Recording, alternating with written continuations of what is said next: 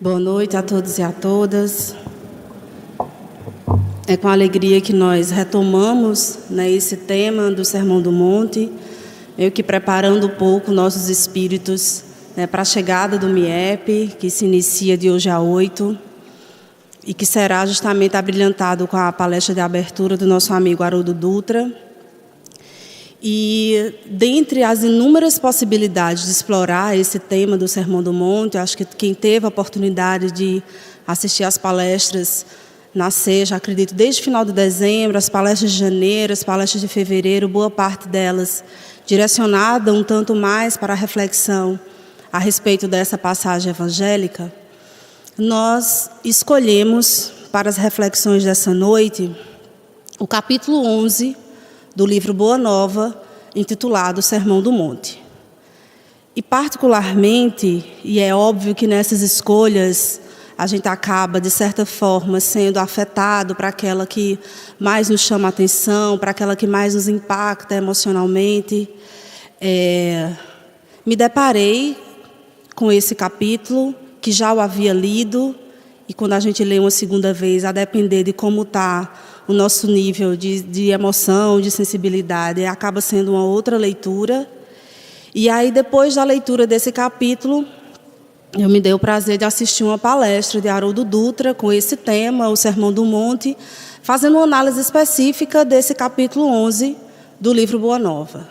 Então, antes de iniciar mais particularmente as nossas reflexões dessa noite, desde já, deixo a todos a indicação, quem tiver a oportunidade de assistir essa palestra, tem outras palestras de Haroldo com esse tema do Sermão do Monte, mas particularmente essa, em que ele endereça uma análise mais específica sobre esse capítulo do livro Boa Nova. Tendo em vista que também algumas das nossas reflexões dessa noite vão ser replicadas a partir das reflexões que Haroldo nos traz. Bem, vamos lá. O que particularmente nos chamou a atenção é a exploração que Humberto de Campos traz para essa análise desse tema, do Sermão do Monte. Aparentemente, quando a gente lê o inicial, o título do capítulo, a gente acha que ele vai fazer uma análise mais detalhada, mais debruçada, do momento específico em que Jesus vai proclamar todas aquelas sentenças, todo aquele receituário de roteiro para a felicidade. Mas, particularmente, a atenção que Humberto de Campos dá a essa análise é um episódio que acontece antes do momento que é tratado no Evangelho, mais especificamente descrito no Evangelho 5 de Mateus, que todos nós conhecemos.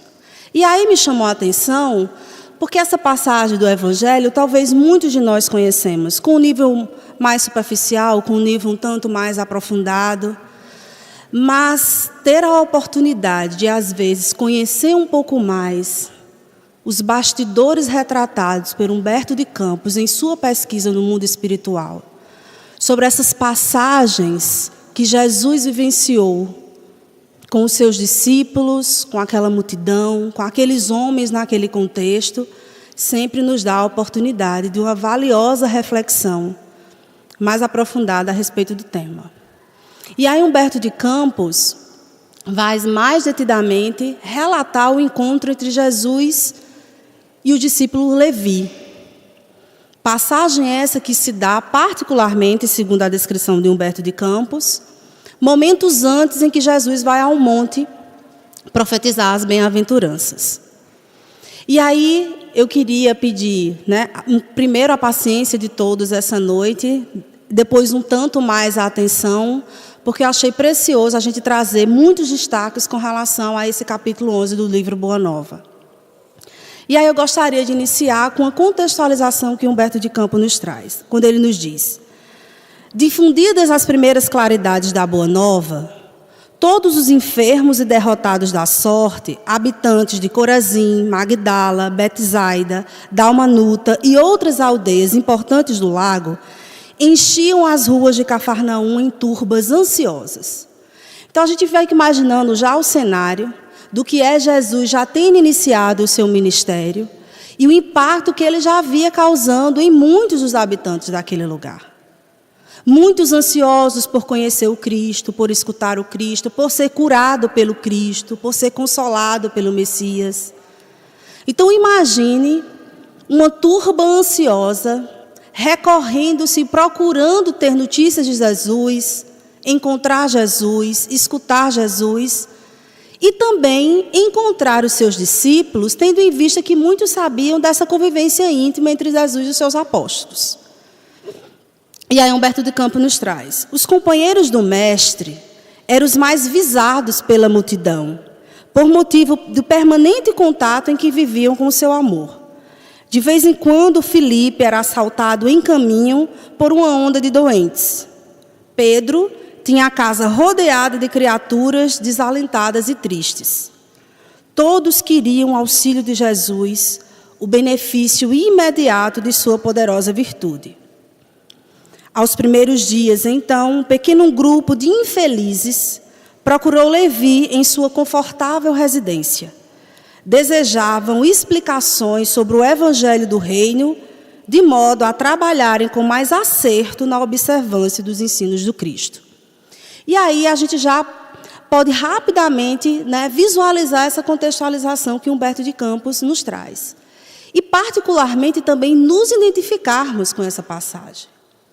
Que talvez naquele contexto estaríamos nós naquele mesmo lugar, de desalentados, de tristes, de oprimidos, e que estávamos ansiosos pela companhia do Cristo, por sermos tocados e abraçados por sua consolação. E é óbvio que às vezes a gente não consegue chegar diretamente ao mestre, os discípulos já ajuda de monta. E os apóstolos eram muito assediados nesse sentido. Até porque todos sabiam do poder que a convivência com Jesus trazia para a transformação das almas.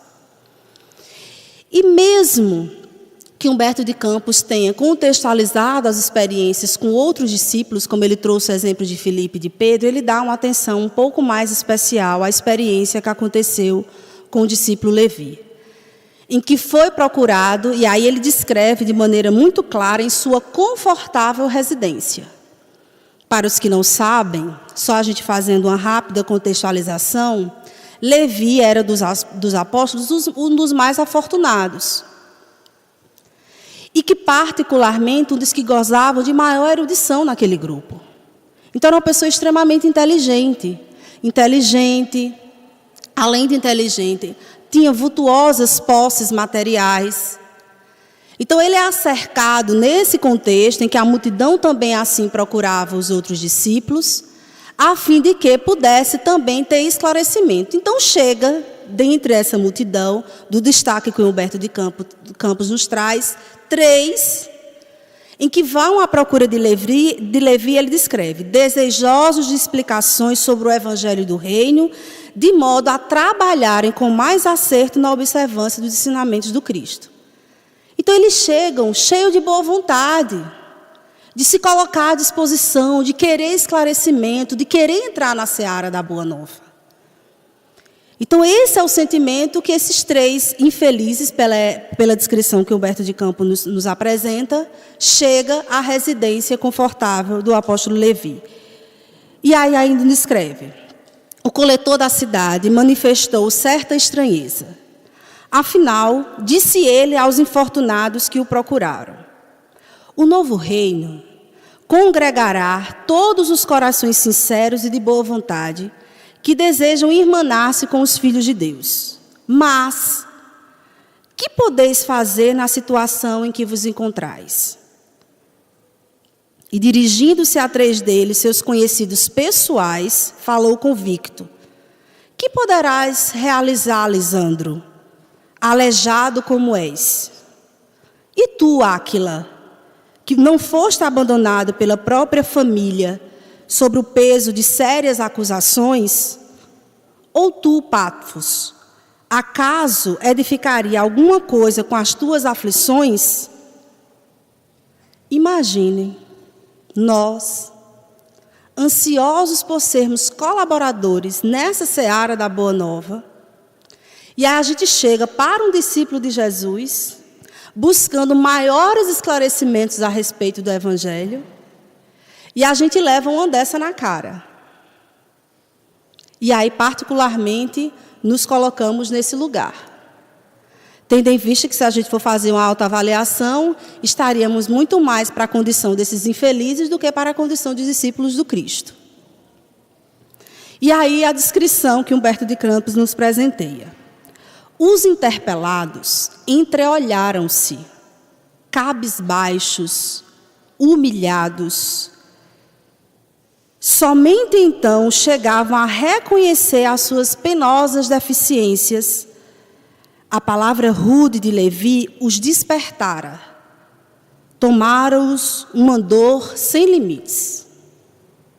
Imagine o discípulo do Cristo nos interpelando dessa forma. No máximo que a gente fazia era baixar a cabeça, se possível, abrir um fosso e cair dentro. Dessa experiência. Porque eles estavam inicialmente tomados de júbilo para serem colaboradores na seara.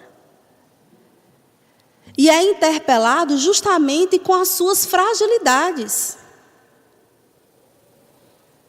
Imagina o que um aleijado poderia colaborar, sendo pregador do Evangelho, para disseminar a Boa Nova. E aí, Haroldo Dutra nos presenteia com uma contextualização brilhante a respeito da necessidade que todos nós temos de olhar para as palavras de hoje sem perder o foco num contexto do passado. Porque às vezes a gente acha que a gente vivencia hoje os mesmos valores, as mesmas culturas, as mesmas emoções, a mesma visão do mundo, e não esqueçamos que já passaram mais de 2000 anos. E aí, quando Haroldo Dutra nos faz contextualizar, o que era um aleijado naquela época? O que era uma pessoa que estava diante, pelas acusações que tomou da sua família, tendo sido um rejeitado? Refletimos o que é, naquele contexto, uma pessoa sem sucesso, um ignorante. Numa sociedade onde era extremamente valorizado quem era forte, quem era saudável, quem era inteligente, quem tinha poder. E aí ele também nos faz nos contextualizar, e a história nos relata muito bem a respeito disso, o que era uma prática muito comum em Roma, que quando as mães tinham filhos e esses tinham alguma deficiência física, elas afogavam no rio. Então, o crime de infanticídio era muito comum em casos de crianças que nasciam aleijadas, com algum tipo de deficiência. E todo mundo assim sabia, e não havia hoje a comoção que se tem, onde a gente entra no embate moral muito forte a discutir, por exemplo, uma legalização do aborto, a possibilidade ou não de tirar uma vida quando ainda nem sequer nasceu, ainda está sendo gerada. Então, não dá para a gente olhar com as lentes do hoje a experiência do passado e achar que é a mesma coisa. Levi estava num contexto de entender, meu Deus, como pode esse, por mais que tenham boa vontade, nessas condições, poderem ser colaboradores do Evangelho? Poderem participar desse trabalho que é a propagação da Boa Nova no mundo? Então, é nesse contexto que Levi raciocina. E que talvez muitos de nós, naquele contexto, seguiríamos o mesmo raciocínio, tendo em vista os valores que nós cultuávamos naquele período histórico. Então, inicialmente, a gente precisa estar um tanto mais atento, porque senão a gente já vai querer, colocar Levi, crucificar Levi, porque estava ali desconsiderando os de 3 amigos de boa vontade que estavam querendo ser colaboradores do Evangelho. E aí é muito interessante porque o Humberto de Campos vai justamente relatar esse encontro de Levi com Jesus, problematizando esse contexto anterior dessa conversa com esses 3 interpelados. Humberto de Campos apresenta: Jesus dissera nas suas pregações carinhosas que seu amor viera buscar todos os que se encontrassem em tristeza e em angústias de coração. Então, esses 3 interpelados recebem essa avaliação de Levi, se sentem humilhados, e aí diz, meu Deus, mas Jesus não nos disse que veio justamente prestar assistência e consolação aos aflitos? E aí eles ficam nesse drama consciencial. se sentiram humilhados nas suas condições porque perceberam as suas limitações, tão claramente apresentadas pelo discípulo, e ao mesmo tempo começaram a refletir a respeito do que Jesus representava para eles. E nas suas observações assim o levantaram. Quando o mestre chegaram, havia experimentado a restauração de todas as suas energias. Achavam-se exaustos, mas a lição de Jesus lhe trouxera novo consolo às almas desamparadas de qualquer conforto material. Quem seriam sem Deus? Porém, a palavra de Levi novamente os arrojara à condição desditosa. Então, por mais que eles tivessem a lembrança da significância de Jesus em suas vidas, não era suficiente para aplacar aquele sentimento de desdita que eles receberam a partir dessa experiência com o discípulo. Então, o grupo de pobres e infortunados retirou-se em desalento. No entanto, o mestre pregaria no monte aquela tarde. É como se esse episódio tivesse acontecido pela manhã, e logo mais à tarde iria ocorrer a experiência, todos nós muito conhecidas no Evangelho, que é a experiência de Jesus proclamando o Sermão do Monte. E quem sabe ele ministraria os ensinamentos de que necessitava. Então, mesmo eles saindo dessa experiência da casa de Levi, desalentados, sabiam que iriam poder encontrar com Jesus logo mais à tarde e escutar a sua pregação. E Humberto de Campos assim segue. Decorridos alguns instantes, Jesus, em companhia de André, entra à casa de Levi, onde se puseram em animada palestra. O coletor, a certa altura da conversação, a sorrir ingenuamente, relatou a ocorrência, terminando alegremente a sua exposição com essas palavras. É muito importante essa descrição de Humberto de Campos, para a gente perceber que não havia maledicência nas observações de Levi. Havia ingenuidade. Era esse o sentimento. Porque quando Jesus chega à sua casa, ele vai contar o ocorrido, como se tivesse feito a coisa mais certa, como se a sua compreensão tivesse coerente. Porque ele vai relatar isso, ele vai relatar essa ocorrência e sorrir ingenuamente. É essa a descrição que Humberto de Campos nos traz. E aí, olhe o que é que ele diz a Jesus quando ele termina de relatar o caso. Que conseguiria o evangelho do reino com esses aleijados e mendigos? Mas lembrando-se de súbito, lembrem-se que ele chegou à casa de Levi, Jesus chegou à casa de Levi acompanhado com o discípulo André. Então ele sai com André. O que seria do evangelho do reino com esses aleijados e mendigos? Mas lembrando-se de súbito que os demais companheiros eram criaturas pobres e humildes, os demais discípulos eram pescadores, eram homens humildes. Acrescentou: é justo esperemos alguma coisa desses pescadores de Cafarnaum. São homens fortes e desassombrados, e o bom trabalho lhe cabe. Não vejo, porém, como aceitar a contribuição desses desafortunados e vencidos que nos procuram.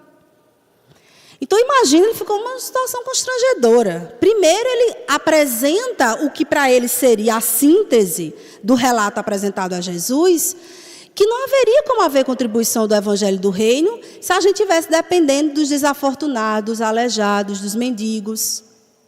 Mas se viu também diante dos pescadores que eram homens simples, aí ele meio que emendou a conversa, né? Emendou a conversa para a situação não ficar tão constrangedora.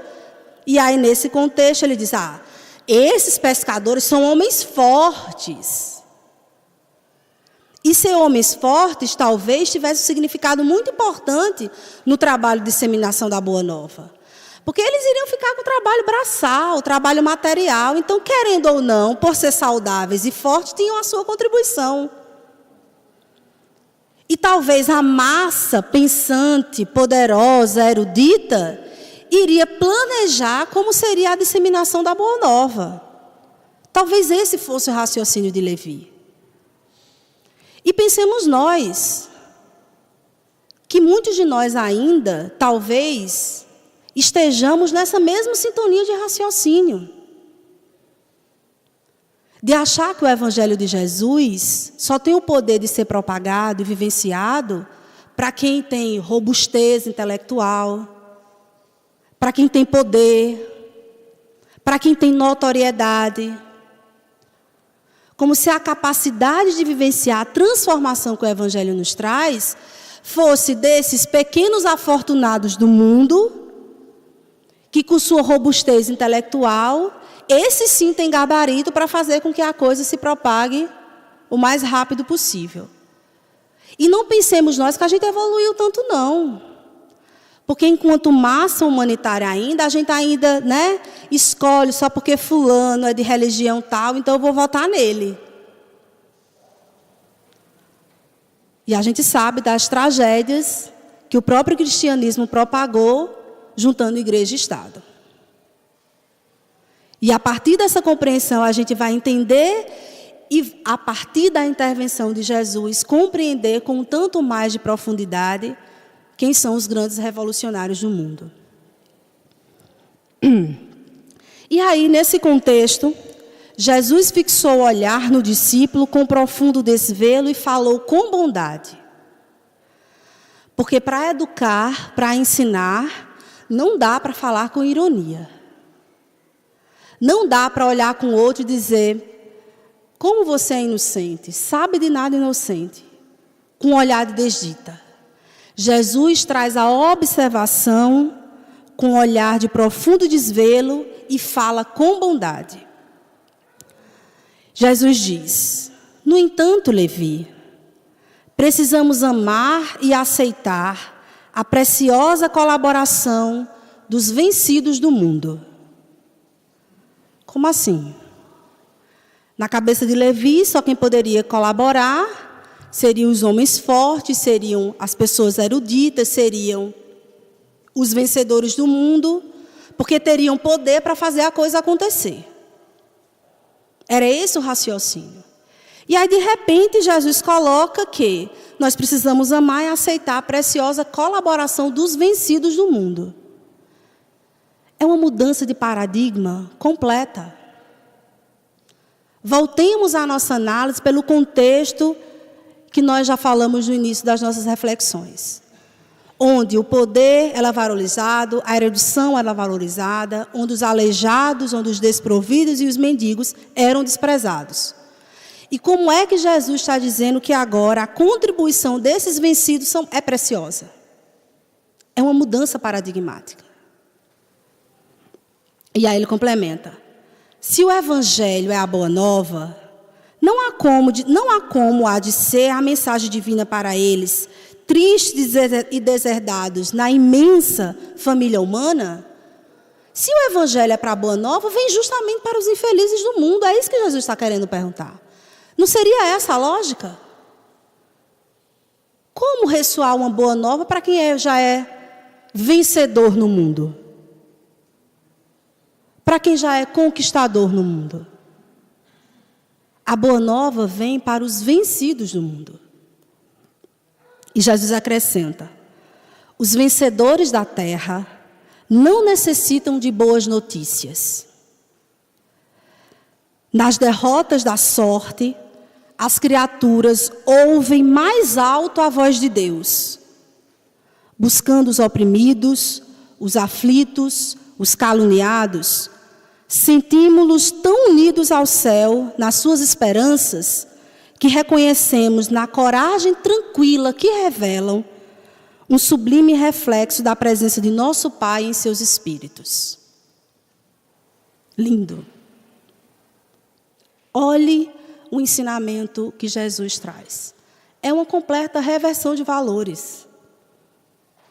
Ele está querendo dizer que é na dor onde a gente mais profundamente se une a Deus.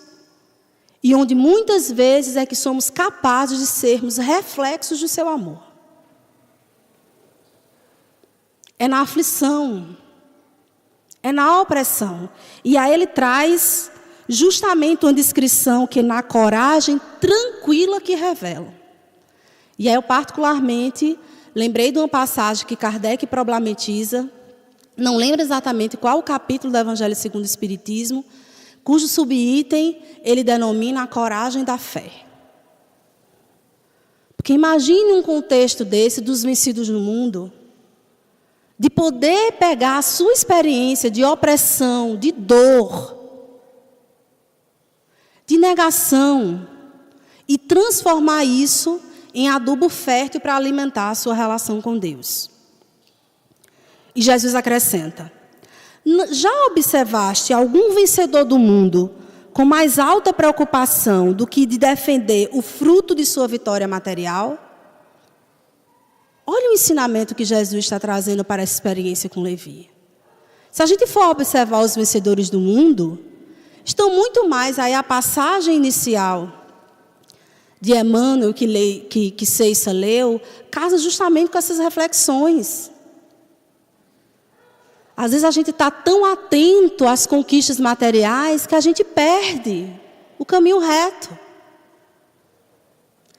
Talvez a gente não faça maiores desgraças na vida alheia, na vida coletiva, mas também não fazemos maiores transformações.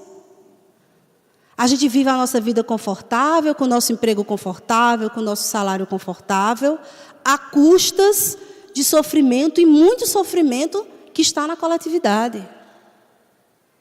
Então, aparentemente, socialmente, nós não estamos fazendo mal a ninguém. Estamos vivendo a nossa vida, atentos aos nossos afazeres, ligadas ao mundo com toda a força, desprezando as nossas experiências nas nossas vinculações espirituais.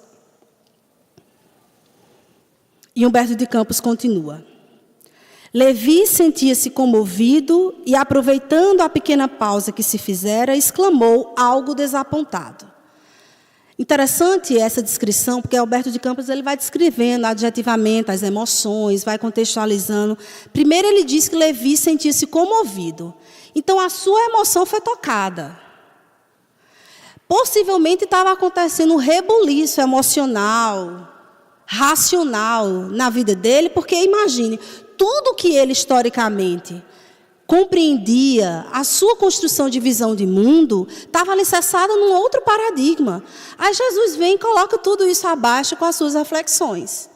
Então é óbvio que a sua emoção estava impactada a partir desse encontro. E aí Humberto de Campos também nos traz que ele fica desapontado, assim, talvez na descrição assim, um tanto surpreendido. E aí ele vai se justificar. Porque ele viu que as observações que ele tinha feito anteriormente estavam sendo rebatidas por Jesus. E aí ele coloca: Senhor, minhas observações partiram tão só do meu intenso desejo de apressar a supremacia do Evangelho entre os que governam o mundo. Olha como o Levi estava raciocinando. Estava ansioso para que o Evangelho pudesse ser propagado o mais rápido possível e ansioso para que a supremacia chegasse ao que governa o mundo. Porque na cabeça dele, se a supremacia do Evangelho chegasse entre os que governam o mundo, rapidamente o Evangelho poderia ser disseminado. Essa era a lógica dele. E a observação cirúrgica de Jesus. Levi, quem governa o mundo é Deus. E o amor não age com inquietação. Jesus sabia que a transformação de nossas almas não viria com revoluções externas. Não era armando exércitos, convencendo os poderosos do mundo que ele iria propagar o seu Evangelho. E ele sabia que a nossa transformação precisava vir com amor paciente e corajoso. E não com amor inquieto. Porque as grandes transformações em nossa alma não se dão de um dia para a noite. Elas precisam ser lapidadas por séculos e séculos. E uma outra lição que precise talvez falar muito fundo às nossas almas. A gente que passa por um momento de crise planetária, não é só nacional, é crise planetária. Quem governa o mundo é Deus. Não são esses governantes de cargos transitórios. Não são. Então, não nos iludemos que a transformação de nosso mundo virá de cima para baixo. Por esses que, na ilusão de vivenciar o poder material, se acha maior do que todos. Violam direitos, aprisiona as nossas liberdades, estrangula a possibilidade de vivência de dignidade humana para uma coletividade. Quando Jesus nos coloca que quem governa o mundo é Deus, é no sentido de dizer que a gente precisa se acordar para essas ilusões que a gente alimenta. De achar que as resoluções de nossas vidas, da nossa cidade, do nosso país, está nas mãos de quem está lá governando esses espaços públicos. O que a gente precisa fazer é amadurecer a nossa responsabilidade cidadã e, a partir dela, aí sim transformaremos o mundo. Essa é a grande lição que Jesus nos traz. Infelizmente, a gente ainda não conseguiu se apropriar, com tanta substância. E Jesus acrescenta: agora imaginemos, Levi, que os triunfadores da terra viessem até nós, ensarilhando suas armas exteriores. Figuremos alguns generais romanos chegando a Cafarnaum, afirmando-se desejosos de aceitar o evangelho do reino de Deus e oferecendo-se para cooperar com o nosso esforço. Certamente trariam consigo legiões de guardas e soldados, funcionários e escribas, carros de triunfos, espadas e prisioneiros. Por não estarem no íntimo, desarmados das vaidades das vitórias, edificariam suntuosos templos de pedra, em cuja construção lutaria duramente por hegemonias inferiores. Uns iriam desejar palácios soberbos, outros empreenderiam a construção de jardins maravilhosos. Recordando a ação das espadas mortíferas, talvez pretendesse disputar a ferro e fogo o estabelecimento do reino de Deus. Vocês conseguem imaginar que esse relato que Jesus nos traz é justamente o que aconteceu com a história do cristianismo, com as cruzadas, e o que até hoje a gente faz em nome de Deus? É isso. Todo esse relato que Jesus faz, irmãos se destruindo, se achando hierarquicamente superior a outros, querendo proclamar e instaurar o reino de Deus na terra, massacrando seus outros irmãos. Jesus já estava prevendo o que iria acontecer com a própria história do cristianismo a partir desse raciocínio nosso. De achar que o reino de Deus vai ser instaurado dessa forma, com uma grande revolução armada. E ele complementa: seria justo, Levi, trabalhássemos por cumprir a vontade do nosso Pai, aniquilando seus irmãos, nossos filhos? Aniquilando seus filhos, nossos irmãos? Até hoje nós fazemos isso com a nossa intolerância religiosa. Aniquilamos irmãos, matamos, violamos os seus direitos, nos achamos numa supremacia de valor religioso maior do que os outros. E estão existindo comunidades que estão sendo devastadas por briga religiosa. Além de todos os mandos e desmandos que nós estamos vivenciando no entrelaçamento entre Estado e religião que vem adoecendo as nossas instituições. E Jesus assim complementa. Humberto de Campos assim relata: o apóstolo ouvia assombrado em face da profundeza de sua argumentação. E o mestre continuou. Olha que síntese interessante essa de Jesus. Até que a esponja do tempo absorva as imperfeições terrestres, através de séculos e séculos de experiência necessária, os triunfadores do mundo são pobres seres que caminham por entre os tenebrosos abismos. É imprescindível, pois, atentemos na alma branda e humilde dos vencidos. E a partir desse contexto, Jesus vai se colocar que não são os poderosos que ajudarão na edificação do reino de Deus, mas aqueles que têm alma humilde e pacífica. São esses os requisitos. São esses os requisitos. E é a partir desses requisitos que nós iremos transformar as nossas almas, nos tornando humildes de coração e pacíficos, para de fato fazermos transformação em nosso planeta.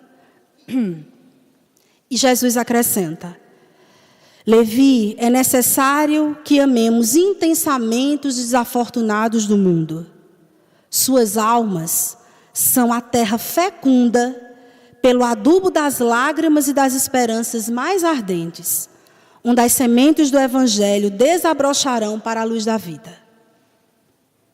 São nessas almas desafortunadas, regadas pelas lágrimas e pelas esperanças, que o Evangelho e o reino de Deus irá desabrochar. Por isso a correlação que Jesus faz, que o reino dos céus está no coração dos homens. É lá que ele precisa ser fecundado. É essa experiência que é a experiência necessária. E a partir dessas observações de Jesus, os discípulos de fato percebem a significância dessa mensagem e da boa nova a ser propagada nessas almas desafortunadas, oprimidas, aflitas, desalentadas. É esse o direcionamento que Jesus dá, ensinando aos seus discípulos, que no trabalho de disseminação, nós precisamos ir aonde tem terra fecunda. E a terra fecunda não está no poder, não está na erudição. Porque muitas vezes a erudição alimenta o quê? A nossa vaidade. Não ajuda a lapidar a nossa alma na humildade. E complementa assim Humberto de Campos. Nesse íntere, chegaram Tiago, João e Pedro, e todo o grupo se dirigiu alegre para um dos montes próximos. Muitas centenas de criaturas se aglomeraram ali a fim de ouvirem a palavra do Senhor. Deixando perceber que se dirigia aos vencidos e sofredores do mundo inteiro, e como que, esclarecendo o espírito de Levi, que representava a aristocracia intelectual entre os seus discípulos, na sua qualidade de cobrador dos tributos populares, Jesus, pela primeira vez, pregou as bem-aventuranças celestiais. Por que essa passagem relatada por Humberto de Campos é tão rica? Porque ele nos apresenta os bastidores que o mundo espiritual, por misericórdia divina, nos revela dessa passagem evangélica, que é uma das mais preciosas do Evangelho de Jesus. Para que nós possamos ter ideia da importância do Sermão do Monte, basta a gente olhar o Evangelho segundo o Espiritismo. Que dos 28 capítulos descritos, detalhados por Kardec, 8 diretamente está relacionada à passagem do Sermão do Monte. Se Kardec direcionou mais de 1/3 das suas atenções diretas para essa passagem evangélica, é porque ela é de suma importância. É porque é nela onde repousa boa parte da essência do ensino moral de Jesus. E eu digo diretamente, porque os outros capítulos, indiretamente, é atravessado pela experiência desse momento que foi o Sermão do Monte. E quando Humberto de Campos nos contextualiza essa experiência de Jesus e de Levi, a gente vai entendendo que aquela lição era para a multidão, e também para aquele discípulo, e também para a humanidade, que precisaria compreender de maneira profunda qual era o objetivo da Boa Nova, a quem se direcionava a Boa Nova, qual era o propósito da Boa Nova para as transformações de nossas almas, a quem Jesus estava se dirigindo. E aí a gente vai entendendo de todo esse contexto apresentado anteriormente, antes da vivência da experiência do Sermão do Monte, como Jesus aproveitava aquele contexto para ensinar a Levi, que é no campo fértil das aflições, das esperanças, da compreensão que ainda somos imperfeitos. É daí que nós iremos germinar o reino de Deus em nossos corações. Não é no orgulho, não é na vaidade, não é no egoísmo, não é no poder, não é nessas experiências que a gente vai permitir que o reino de Deus floresça. É na experiência da humildade, da caridade, da transformação moral que nós iremos permitir a transformação do mundo. E aí, nos descreve ainda Humberto de Campos. Levi sentiu que naquele crepúsculo inovidável, uma emoção diferente lhe dominara a alma. Havia compreendido os que abandonam as ilusões do mundo para se elevarem a Deus. Observando as filas dos humildes populares que se retiraram, tomados de imenso conforto, o discípulo percebeu que os pobres amigos que o visitaram à tarde desciam do monte abraçados com a expressão de grande ventura. Saíram da casa de Levi desalentados, humilhados, cabisbaixos, foram escutar Jesus na pregação do Sermão do Monte, em que ele dirigia-se a quem? As bem-aventuranças são dirigidas a quem?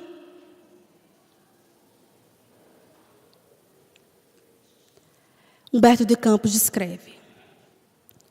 A sua voz caía como bálsamo celeste sobre os corações desditosos. Bem-aventurados os pobres e os aflitos. Bem-aventurados os sedentos de justiça e misericórdia. Bem-aventurados os pacíficos e simples de coração. Por muito tempo Jesus falou do reino de Deus, onde o amor edifica maravilhas perenes e sublimadas. Suas promessas pareciam dirigidas ao incomensurável futuro humano. Sem ser um amor apressado. Porque Jesus tinha plena consciência que suas promessas estavam vinculadas, guiadas no futuro. Que as transformações de nossa alma estão ainda requerendo séculos de lapidação. Eles sabíamos que nós éramos ainda muito ignorantes. Que muito aprendizado precisava ser conquistado. E sabia que na dimensão da transformação da alma humana, o amor persistente é fundamental. Para que a lapidação das nossas imperfeições e o reflorescer do homem novo, que habita ainda meio acanhado, muito acanhado, precisaria de muito trabalho, muito aprendizado e muita dedicação. Quando Jesus propaga a bem-aventurança dos aflitos, ele nos inclui. Ele sabe que é nesse terreno fértil, onde muitos de nós, nessas fragilidades da experiência humana, nos entregamos de corpo e alma a Deus. Os vencedores do mundo não estão nem aí impactados no seu conforto material, embriagados no seu egoísmo, na sua vaidade, estão nem aí. Mas os aflitos, os humildes de coração, os ansiosos por paz de espírito, esses sim, iriam absorver os ensinamentos de Jesus com toda força, com todo impacto. E é por isso que Humberto de Campos descreve Levi prestando atenção nessa cena, daqueles 3 desafortunados que saíram da sua casa desalentados, rejubilosos depois da experiência do Sermão do Monte. Saíram abraçados. Imaginemos essa cena, gente. O que é ter a oportunidade de escutar todo aquele sermão diretamente de Jesus, embriagado por sua energia amorosa, por sua imensa misericórdia, onde há séculos e séculos eram marginalizados por uma sociedade, pela sua própria visão do mundo, de não se achar capaz, de não se achar merecedor da misericórdia, de não se achar filho de Deus. Porque uma sociedade que considera um aleijado um descartável, como é a autoestima de uma pessoa dessa? Fortalecida? Claro que não. Passar na cara, olha, nem tua família tu quer, nem tua família te quer. Foi a experiência de Áquila. Nem a família queria. Imagina o que é um impacto desse no nosso autoconceito, na nossa autoestima. É da gente se achar um nada. E vem aquele que é todo o poder e todo o amor e diz, é você mesmo que eu quero. É a você que eu me dirijo. É para você que eu vim trazer a boa nova. Foi essa a experiência do Sermão do Monte. Foi Jesus em carne, osso, espírito em amor, nos trazer que foi para nós, os desafortunados, os aflitos, os humilhados, os oprimidos, que é desse terreno que o reino de Deus irá se edificar. Quem não sai jubiloso de uma experiência dessa? E aí eu fico imaginando Levi também numa experiência dessa, com outro contexto, raciocinando de uma outra forma, sendo impactado pela experiência transformadora que foi os esclarecimentos de Jesus. E aí nós gostaríamos de finalizar com a descrição de Humberto de Campos.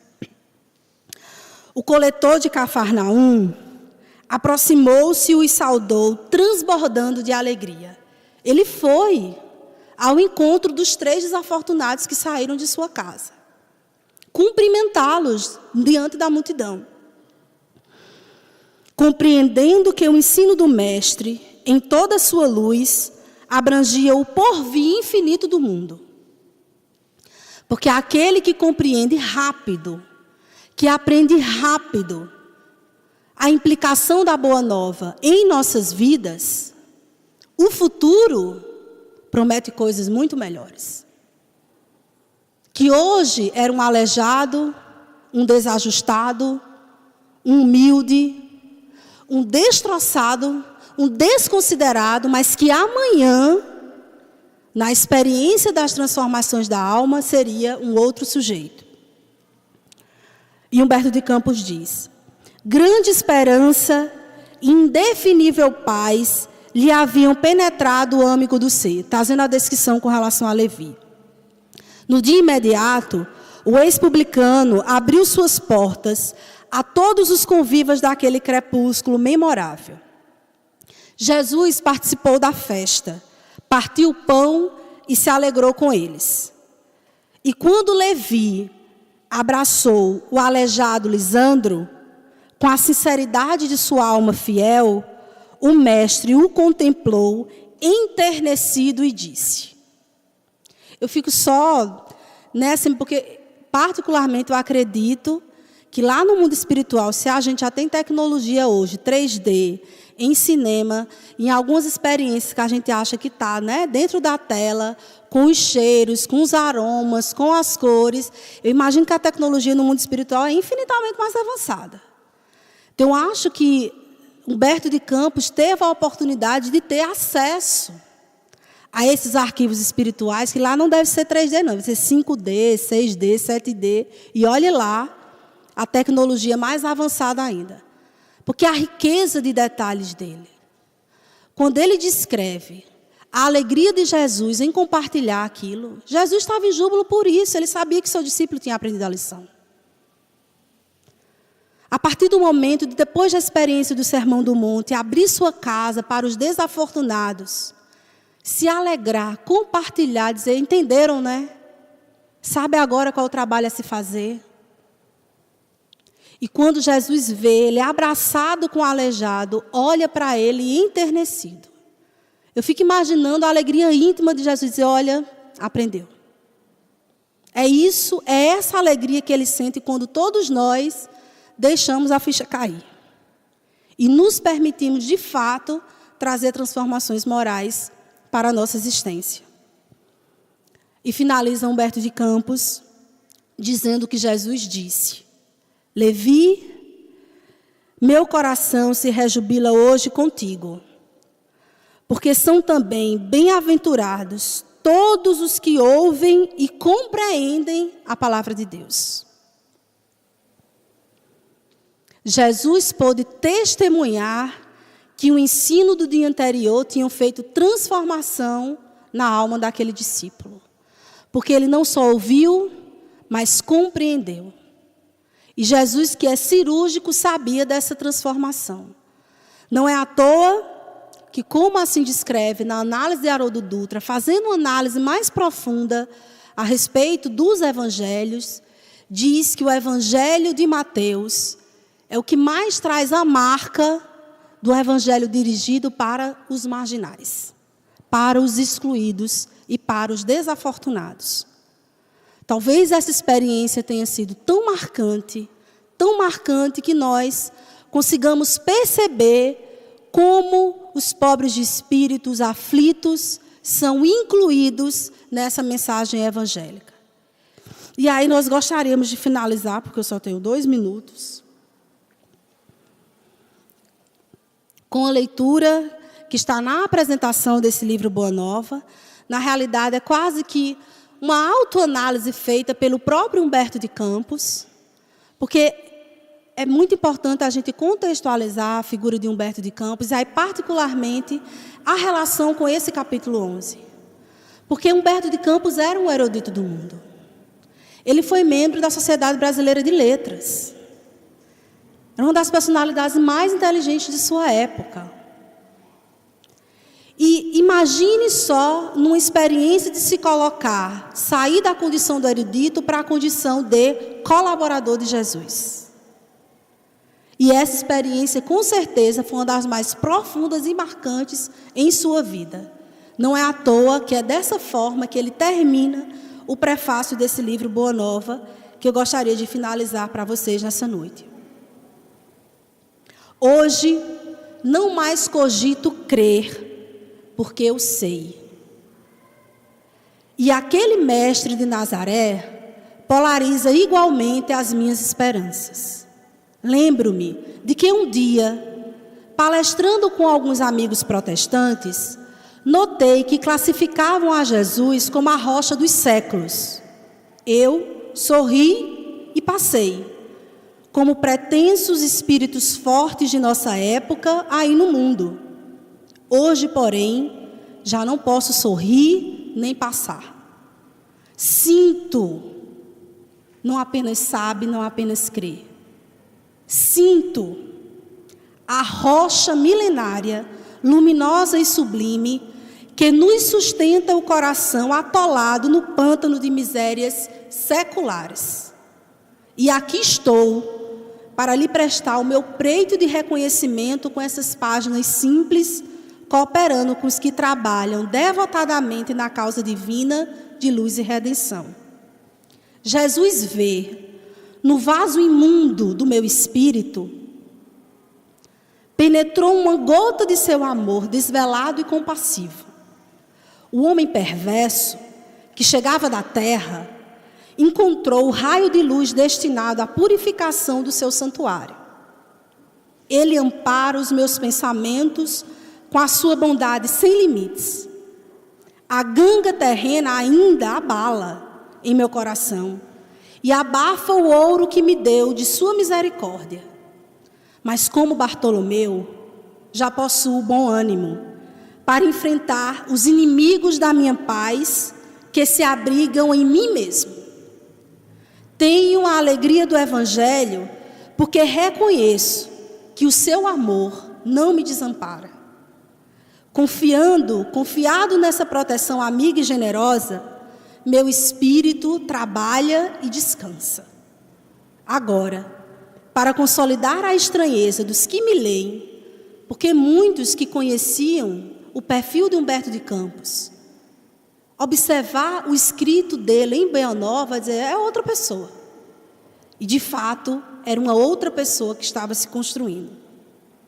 Agora, para consolidar a estranheza dos que me leem com sabor de crítica, tão ao gosto do nosso tempo, justificando a substância real das narrativas desse livro, citarei o apóstolo Marcos, quando diz: e sem parábola nunca lhes falava, porém, contudo, declarava em particular aos seus discípulos.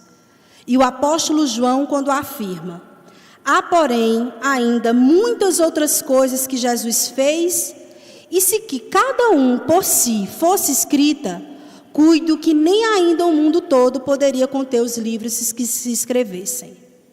E é só. Imagina um erudito justificando a importância desse livro, citando 2 evangelistas. Sem citar cientistas, sem citar eruditos, sem citar os reconhecidos do mundo. E é só. Como se vê, não faço referência aos clássicos da literatura antiga ou contemporânea. Cito Marcos e João. É que existem espíritos esclarecidos e espíritos evangelizados. E eu agora peço a Deus que abençoe a minha esperança de pertencer ao número destes últimos. E que todos nós, nesse testemunho de Humberto de Campos, possamos ser instigados pelo seu bom ânimo e, de fato, querermos de coração, de alma e devoção, estarmos nas classes que se matricularam para se evangelizar e não apenas se intelectualizar com o Evangelho de Jesus. Muita paz a todos.